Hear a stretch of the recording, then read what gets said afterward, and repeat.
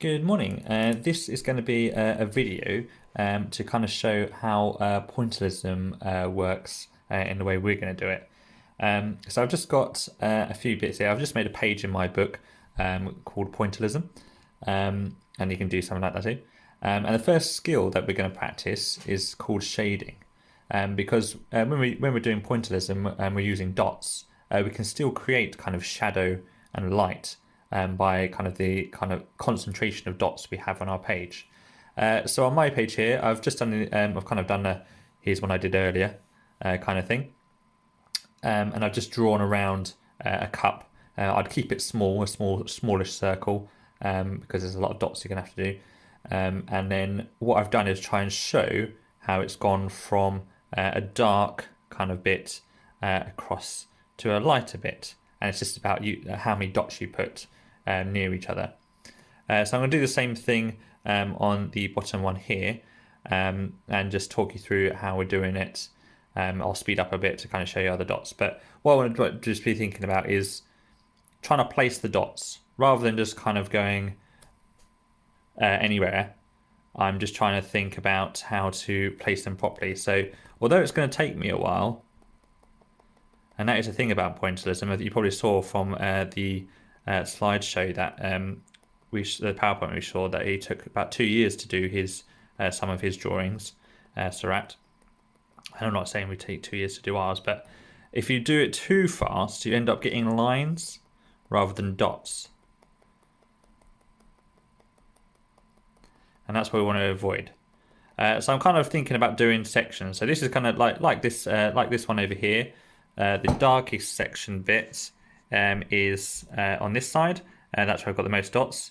Then I've kind of just broken it down into small sections and done less and less and less until I've just got a few dots on that side there. And that's what I'm going to do on this one. So I'm just going to stop talking now and just do some dots. Hopefully I can speed this up in when I put it onto my computer.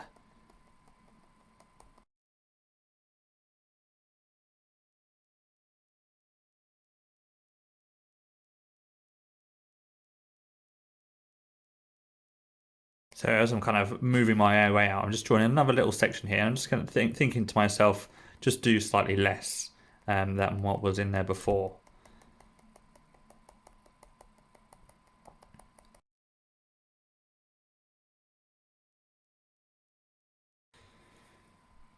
And one more section.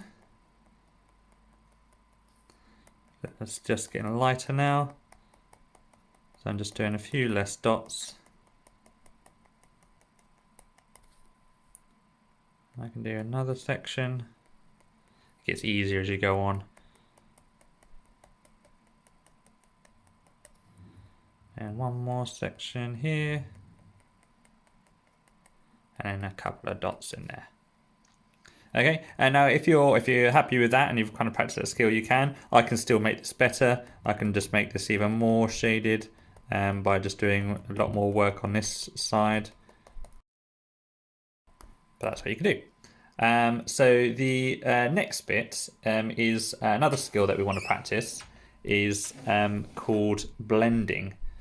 So if I move on to this bit here, you can't quite see that. This is called blending. So where I've just, in my other one, I've just moved from kind of dark to light.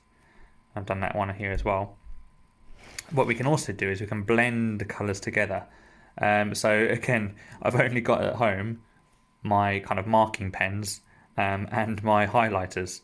So I thought I might as well just do a highlighted one. So I've just gone from kind of green to yellow to orange because I thought that would be the best one to do. Maybe if you are doing this at home, try and get a felt tip because the pens are harder work. That's my advice to you. So I'd get a felt tip. So with the highlighters, you can do the same sort of thing where you have a high concentration of dots to start with and then slightly less, and then kind of just put in a few of the next color until that concentration increases. So the highest concentration of yellow is kind of in this area, then that decreases, and then you put a few dots of the next color in and then increase that concentration until you get to the end for your last colour. So let me just get my highlighters.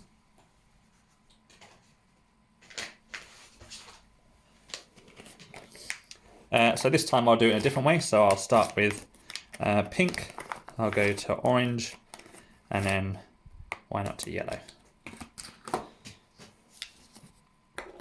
Okay, so I'm going to start off with my highest concentration of pink on this side. Oh, this is a lot easier than pen. So I'm kind of having this kind of area here. That's going to be my really high concentration of pink. So I'm just going to do lots of pink dots. This looks a bit more like a Seurat star, where the kind of colours blend a bit more. Then I'm just going to do another section here, which will be slightly less.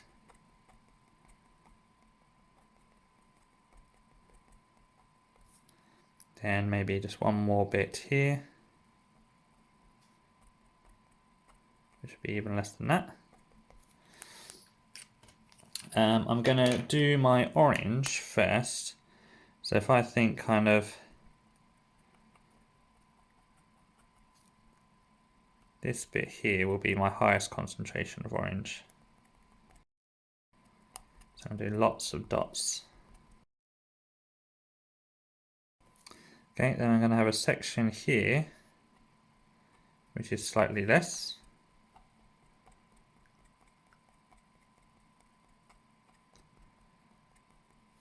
And then, because there's a kind of crossover area,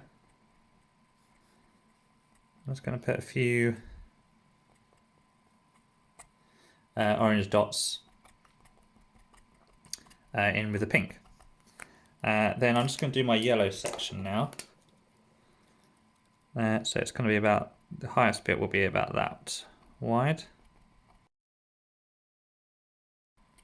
Tell you what, this is also really relaxing. Then I'm going to do another section here, which will be slightly less. Then another section, which will be even less than that. Then I'm just going to increase my orange down this way. And then start putting a few oranges within the yellow.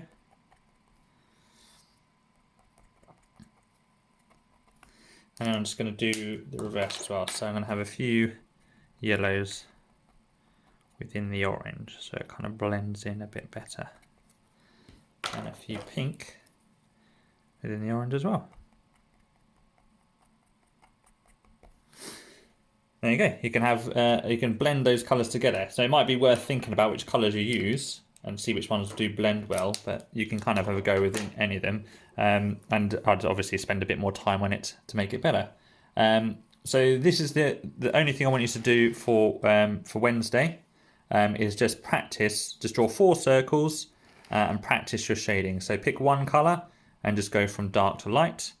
Pick a different colour. Do the same thing for your shading. And then for blending, pick 3 colours or pick 2, maybe 2 colours if you want to. You can just do 2 colours and try and blend them together so they kind of cross over. If you're doing 2 colours, they kind of cross over in the middle. But if you're doing 3, you could have 3 like this and try and use whatever you've got. Felt tips, I think, are better than pens. But if you've only got pens, it can still be done. It's just a bit harder. Okay, join me tomorrow and we'll start thinking about putting all these skills to use in a kind of landscape drawing. I'm going to kind of draw what's outside my window, and I'll see you then.